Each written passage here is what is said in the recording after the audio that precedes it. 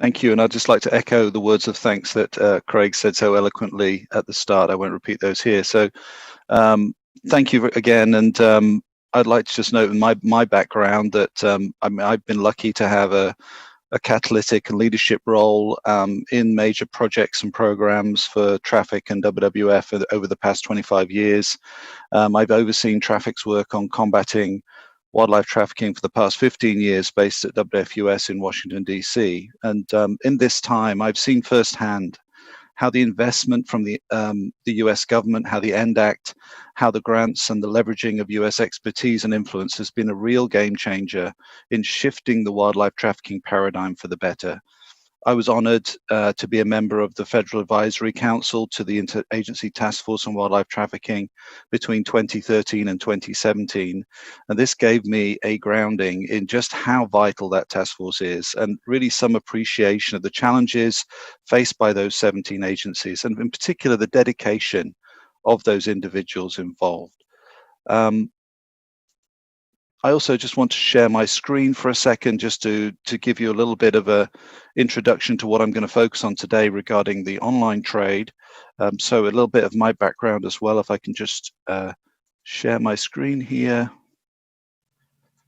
So if you can see that, I'm the founder of this coalition to end wildlife trafficking online, and since 2018, and it comprises 37 company partners of the world's leading e-commerce, social media, and tech companies that are facilitated by WWF, I4, and Traffic. And they're looking to find ways to overcome this rapid growth and the abuse of the online platforms by organized wildlife criminals. And these companies you see here, like Facebook and Alibaba, Tencent, and eBay, they really comprise the majority of the open web today. So I'm going to talk about this shift to the web and why that's important and why it's relevant to the END Act. And this trade in wild products, live animals and plants, things like these tiger cubs, are increasingly shifting to online trade. Criminals are taking advantage of this anonymity provided by the internet. They're cloaking and changing their identities as needed to avoid detection. And this poses an additional hurdle for law enforcement, as illegal wildlife advertisements are basically hidden among the billions of posts that are put out globally every day on the internet. With this physical market closures we're seeing because of COVID and these lockdowns as well of COVID, there is less opportunity now for trading face-to-face.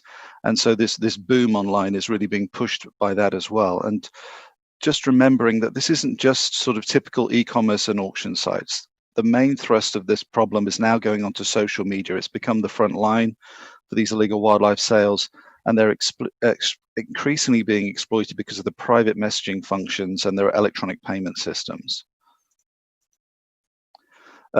Before we can get into that into more detail later in questions, but just wanted to also mention the link to COVID, not just the fact that things are going up more online because of it, but there is a new trend emerging here with the spreading of misinformation and the selling of endangered species products that claims to be either prevention or a cure for COVID as well.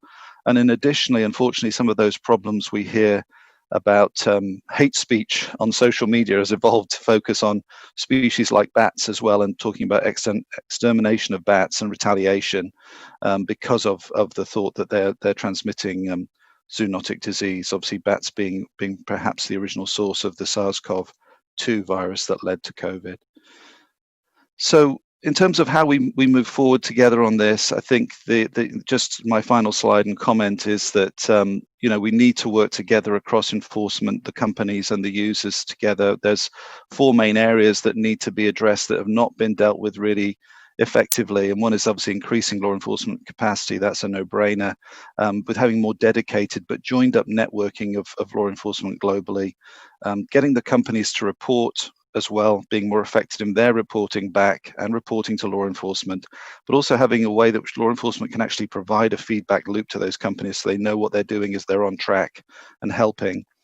And then, of course, the users can play a major role in informing users about what they shouldn't be selling and buying and how to report and do better, so that we have a sort of a global movement of people that are just not going to accept this and who are going to help us in tackling it. So I'll stop my share there, and I'll just say my thanks to the organizers again.